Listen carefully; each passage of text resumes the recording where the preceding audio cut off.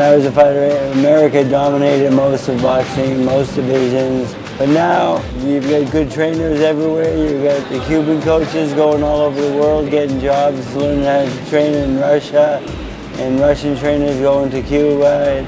So it's more of an even playing field now, and I think that's why America doesn't dominate boxing anymore. It's worldwide. You know, Manny Pacquiao has won 8 world titles. Shiming has won 2 gold medals at the Olympics. It's not just America was the best anymore. I think we have good training and good systems everywhere. Manny obviously a bit further along than Shiming. Shiming's still new at using his power and doesn't know exactly when to use it, when not to. But they do have similarities there. They're both very famous in their countries. You know, they're kind of icons. They both have a lot of speed and they both have a lot of power when they sit down in their punches.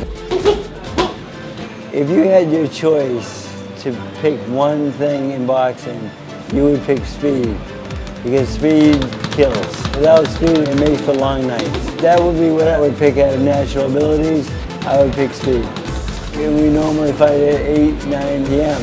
So now we're going the other way a little bit. Preparation is everything. If we don't do the work here in the gym and we're not ready, we'll never be ready.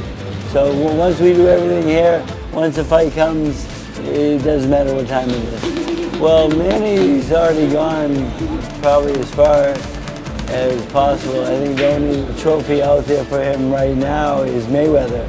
If Mayweather would fight him, he'd be the only guy to beat Mayweather because he's undefeated. But Shiming has the world ahead of him. You know, Manny had won 8 world titles. I'm sure Shiming wants to do that. Shiming just starting his journey. We're going to see how far he can go with it. He has the potential to go a long way, though.